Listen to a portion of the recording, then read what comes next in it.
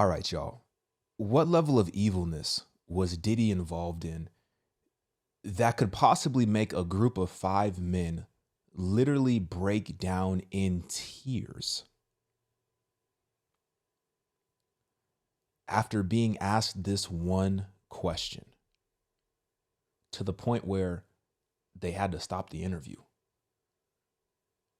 Now, I'm talking about day 26. I'm not sure if you've seen this or not, but this is a fairly recent interview that Day 26 did on Vlad TV.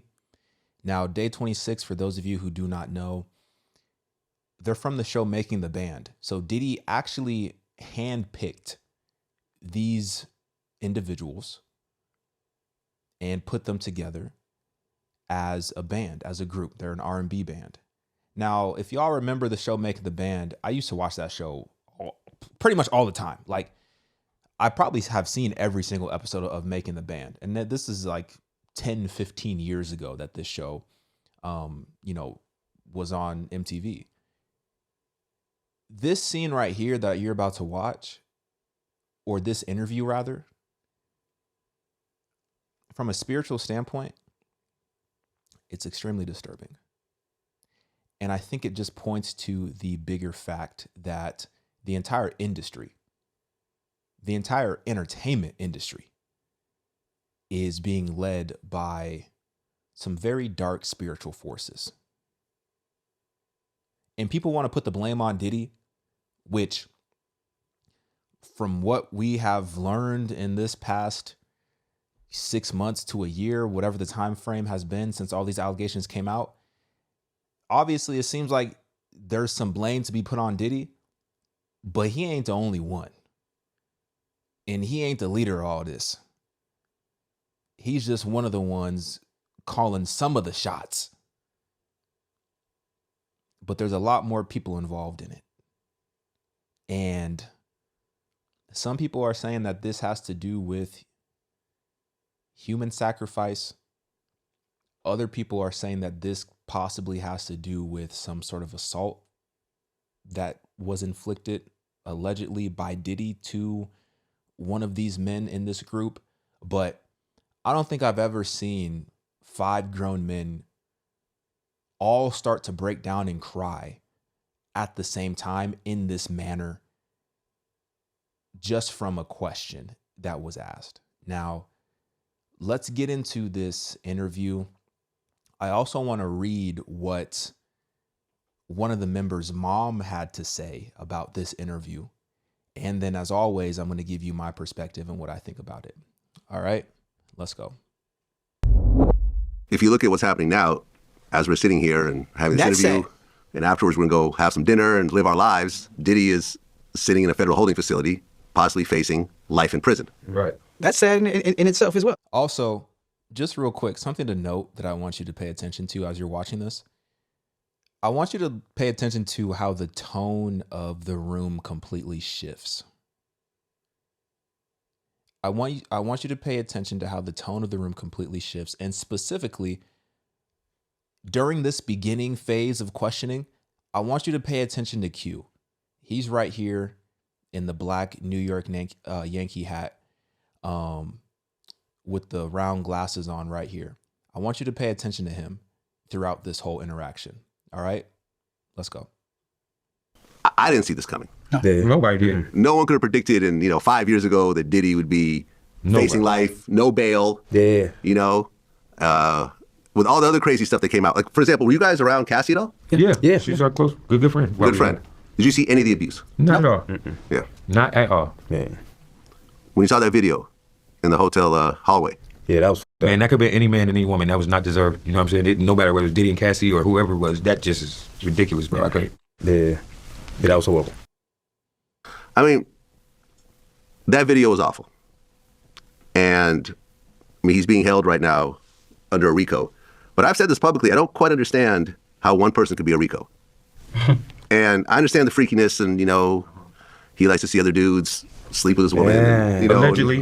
Whatever. Like that's, allegedly. Allegedly, about it. He may or may not be bisexual, whatever. All that's legal. I don't quite understand what exactly he's being charged with. Me neither. Do any of you really understand? I mean, other than him other than that. No, but he's not being charged for exactly. that. That's past the statute of limitations. He's paid off or whatever, right? Yeah, she settled. Yeah. I don't know, because you can't. I don't think you can go to jail for Vaseline or baby oil. Yeah, but now you got baby oil back on the shelves again. Yeah. You know what I'm saying? Yeah. He hasn't been buying out the world supply anymore. Yeah, Yes. I think he's a danger to the world right now. I think trafficking. They said sex trafficking and I think it's racketeering. Racketeering. I mean, that's the like RICO that. part. Yeah, Man. racketeering. Like, But I don't. Like I said, Yeah. we don't know nothing about none of that. We hear the same thing y'all hear from social media. like when you start traveling, It is some and bullshit. people start traveling, and there are a bunch of like moving parts. Yeah. and a person is being accused of that. Like you know, Yeah. it's just. I mean, there's a million stories and conspiracy It's weird. theories out there right now. So me, I'm just waiting on the judgment day because I don't know. I never really experienced none of the bad stuff that everybody talking about. You know what I'm saying? And I do see some stuff that's weird. Like you can't go to jail for baby oil. Why is this even a part of the? You know what I'm saying? Exactly. Like it's just certain things that don't ring right to me. But I'm not one of the people that's gonna believe everything I hear anyway. But Okay, so pay attention because this is when the shift starts to happen. And I don't know if you've been paying attention to Q this whole time, but there was a moment where Vlad was asking questions and the 4 other members of Day 26 were all looking at the camera. They were all looking at Vlad. Q was the only one that was looking off into the distance. There was a moment where they were all kind of joking around, kind of laughing a little bit. Q was the only one that was smiling. There was also a very interesting moment. I don't know if you caught it, but Vlad asked a question and he said, you know, about Cassie. How do you, like, what's your guys' relation with Cassie? And they said, oh, you know, we were good friends at the time. Vlad said, have you ever seen any abuse or anything like that? The 4 of them all said no. Q was the only one that didn't answer the question, but he smiled. And it wasn't like a smile like in humor. It was an uncomfortable smile.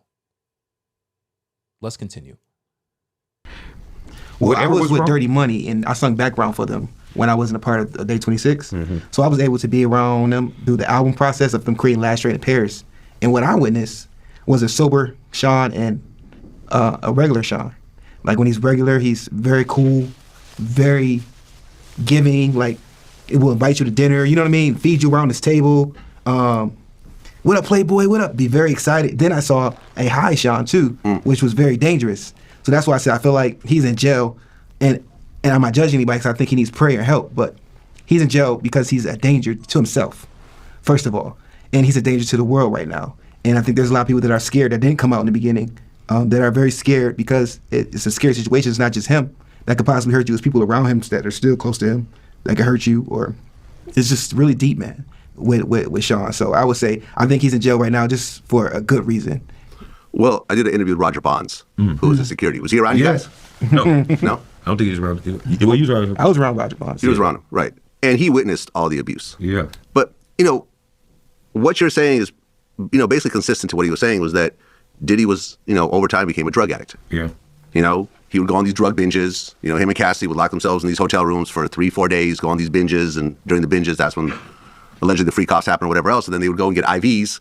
Yeah. And you know what I'm saying? Trying to rejuvenate yeah. themselves. That's a fact. And then a week or 2 later, go through the same type of thing. He's also the person that said that Diddy said that he never cared about making a band and he never planned on using, you know, making the band successful. Like it was It was just basically like a lick for him. yeah, like Wow. he never really had a business That mind was for it. James said that. Well, my thing with Roger I Bonds thought that was was Bonds. like I had an issue with him, and I was kind of like nervous around them because I was in the email, and I saw some things in a personal email that threw me off guard. Like what? I don't want to go into details right now, but it just threw me off guard. You know what I mean? It made me be like, you know what I mean? Like I understand you crying now and of the trauma that you've seen, but what about me, bro? Mm-hmm. Like what about the trauma you put me through when I read that email?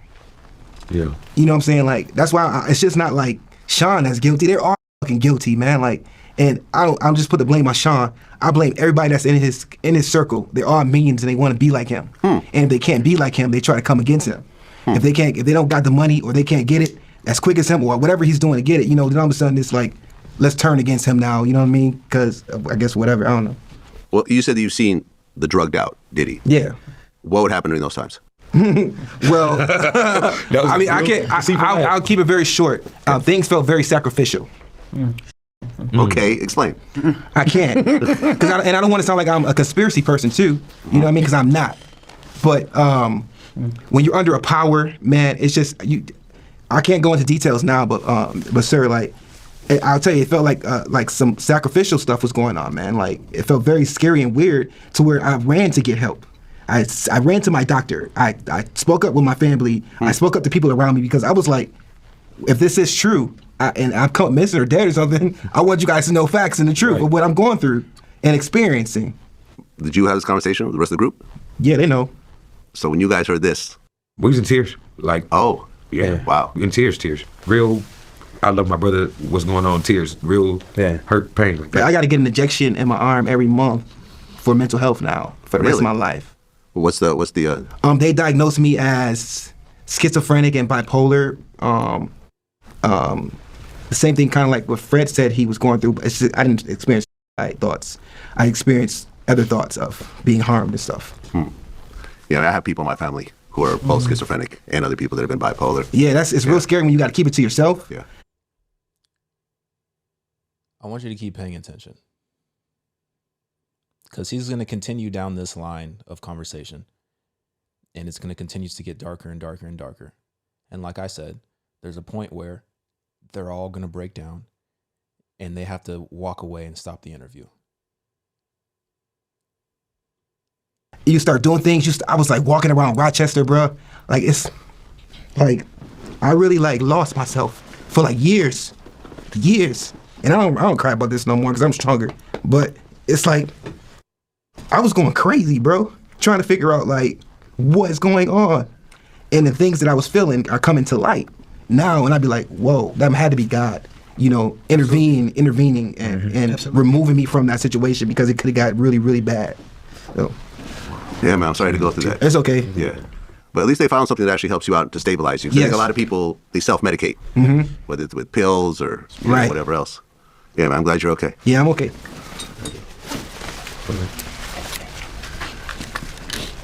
Not good, though. I'll give you guys a minute. Yeah, I guess like if this one never came out, I still would have been secret about it. I wouldn't just like snitch, Yeah. cause I'm not no snitch. Like I was gonna just deal with it, and I don't know why somebody that evil would. She broke my glasses. I don't get it. I don't know why somebody would do that to a talented, passionate people. Yeah. Like, we talented, passionate people. I don't understand. No, it's okay, bro.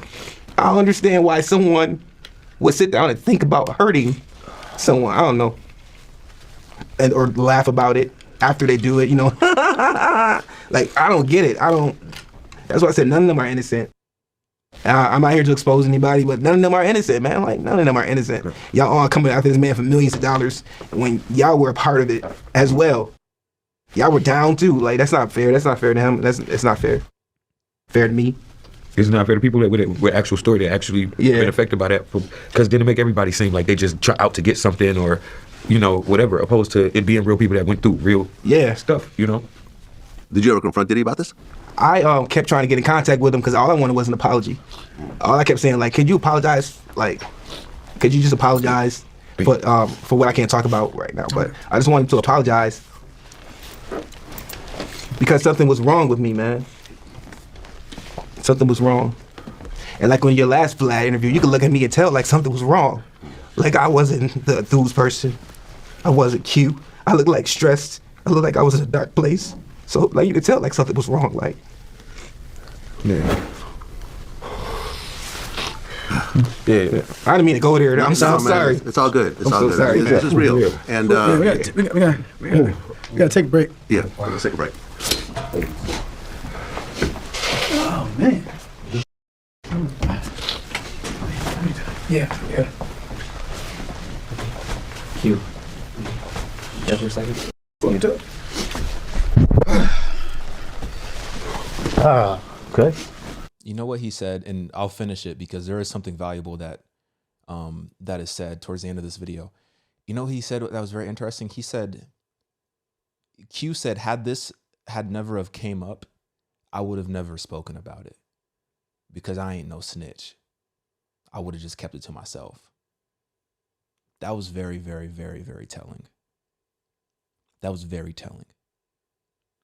because you could tell that something terrible happened to him, something extremely traumatic happened to him. But at the same time, you can tell that he's been working on it a lot. And I don't know if that's been through therapy.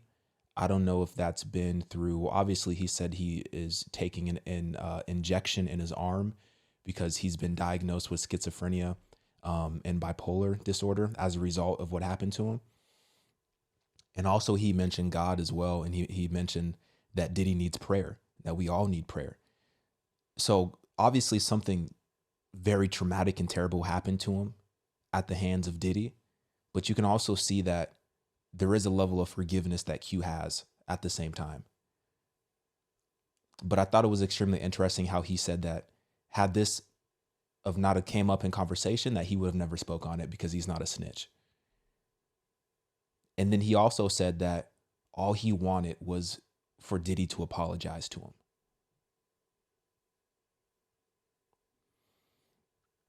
And this is the experience of an individual who at one point in time was very close to Diddy, signed to Bad Boy Records, handpicked to be in a boy band. And he even said himself, you know, when Diddy's sober, he's a good guy to be around. He's a generous guy, complimentive, happy, enthusiastic. But, you know, when he's on them things, when he's high, it's a completely different individual that you're dealing with. And that's what he said. Things felt sacrificial. And oftentimes I think we downplay the spiritual danger that exists when we're partaking in drugs and the doors that we are opening demonically that can only lead to dark places.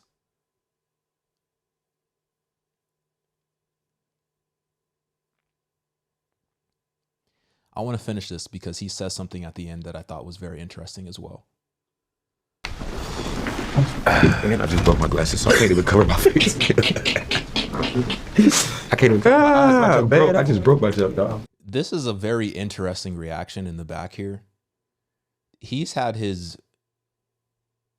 lips clenched like that for a good amount of time. And I'm not claiming to be like a body language expert, but I know when you are in that situation where you're literally forcing your mouth to stay closed like that in a traumatic situation like this, when everybody's crying, either you're holding back emotion or you're holding back the fact that you also want to say something, but you're recognizing that you probably shouldn't say whatever it is that you want to say in that moment, or a combination of both.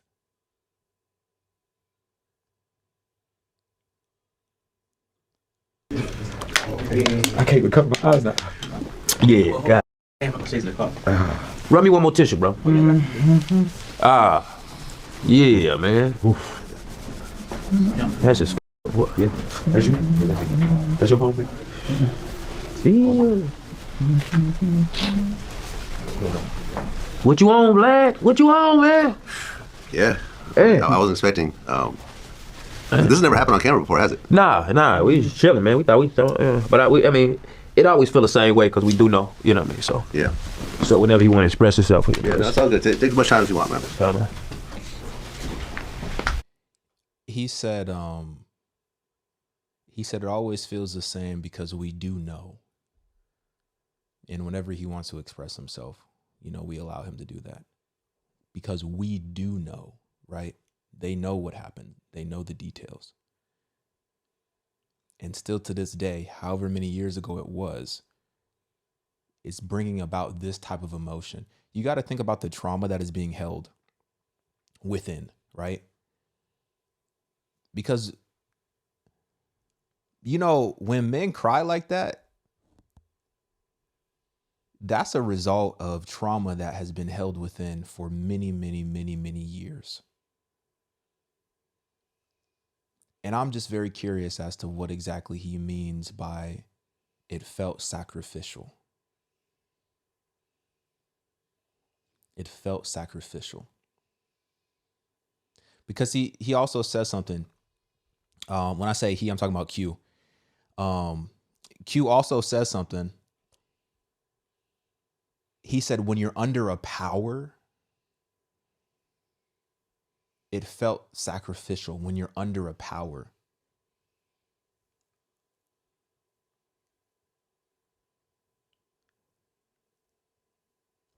I'm just thinking, like, from a biblical standpoint, according to Google, the word sacrifice is used 213 times in the Bible.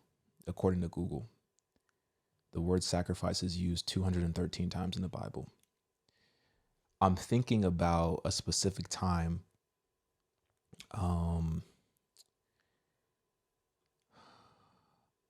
Luke 22. Now, this is a verse that I think many of us know, but this is the verse where Jesus was asking if this cup could pass from him. I think it's Luke 22. Is it Luke 22? Let me see. Yeah, it is. So Luke 22:39. It says, Jesus prays on the Mount of Olives. It says, and he came out and went and was, as was his custom, to the Mount of Olives, and the disciples followed him. And when he came to the place, he said to them, pray that you may not enter into temptation. Verse 41. And he withdrew from them about a stone's throw and knelt down and prayed, saying, Father, if you are willing, remove this cup from me. Nevertheless, not my will, but yours be done.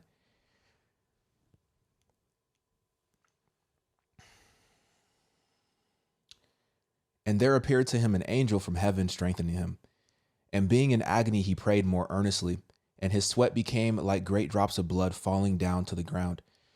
And when he rose from prayer, he came to the disciples and found them sleeping for sorrow. And he said to them, why are you sleeping? Rise and pray that you may not enter into temptation.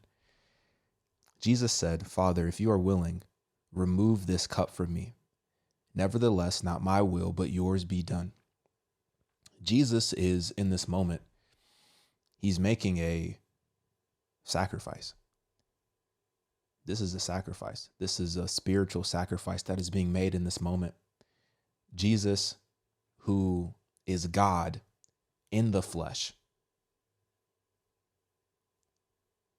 Heavy emphasis on in the flesh. He's fully man and he's fully God. This is God in the flesh.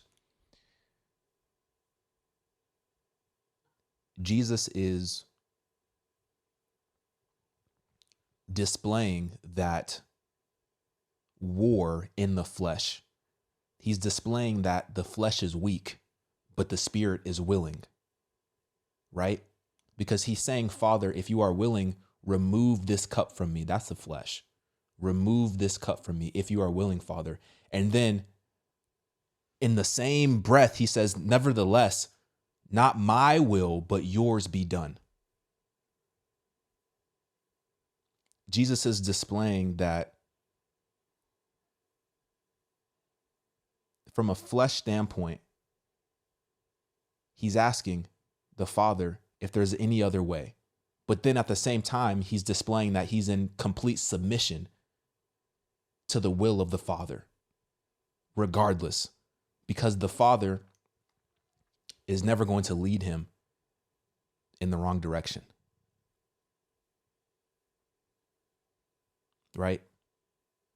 But he's displaying in the flesh that this is not something that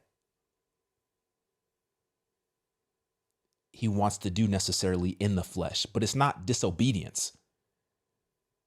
It's literally Jesus warring against the flesh and being honest and open and transparent with the Father about the war, the battle that is going on in the flesh, but at the same time, submitting 100% to the will of the Father, right? For a greater purpose, to obtain something greater. He's willing to endure that amount of pain. He's willing to make that spiritual sacrifice to obtain something greater for our sake.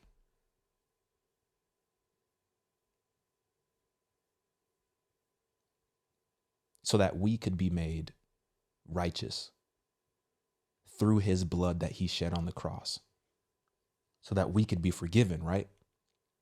But in the same way, I'm thinking about what Q was saying in terms of, you know, when there's a power, it's something sacrificial that it feels like when there's a power.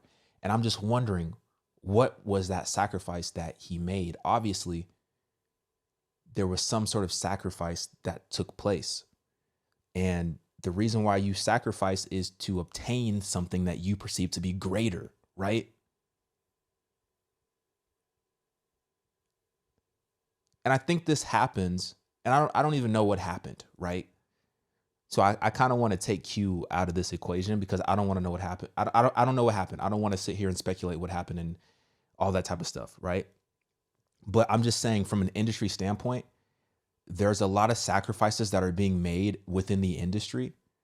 And I think people, they understand that this is something that doesn't seem right, and it's confusing in the moment when they're making that sacrifice. But in the same way, they trust the person that they're making that sacrifice to, because there is a promise that they will receive something greater on the other side of it. But this is all misled because they're making sacrifices to individuals. They're making spiritual sacrifices to people who don't have their best interests in mind, who are leading them astray, who are taking advantage of them for their own benefit. And this is still happening to this day within the industry.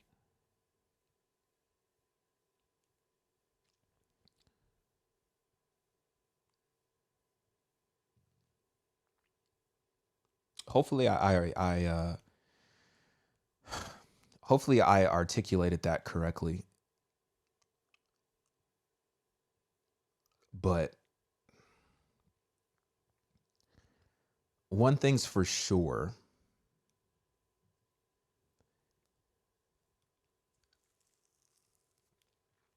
the devil is a fraud. He's an imitator. He can't do anything new. The devil wants to receive praise and worship. Do you think that the devil doesn't want sacrifices as well? Just as God, just as us as believers, we give sacrifices to God spiritually. We just talked about in my previous video, us being a living sacrifice. The Bible tells us to be a living sacrifice, right?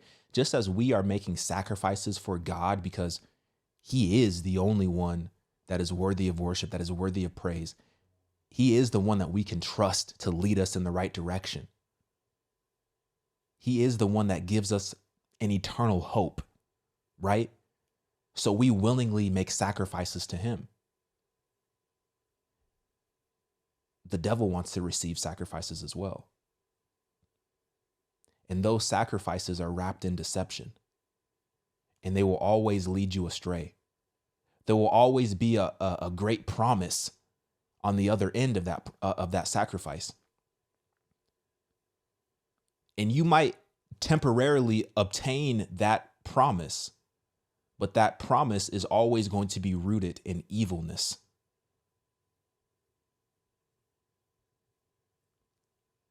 And it's going to cost you something more than you can comprehend in the moment. And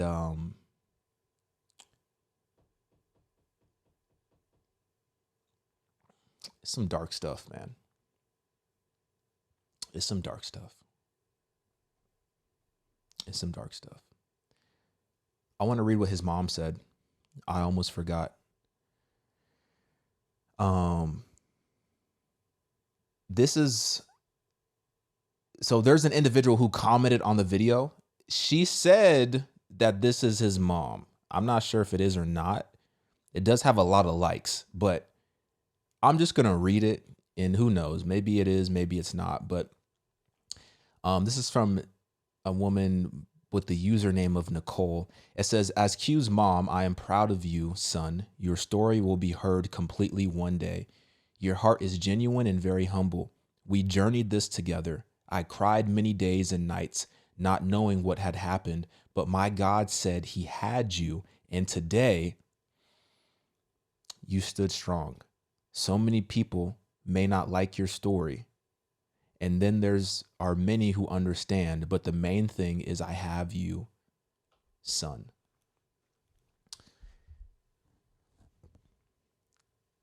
Man. Let me know what y'all think.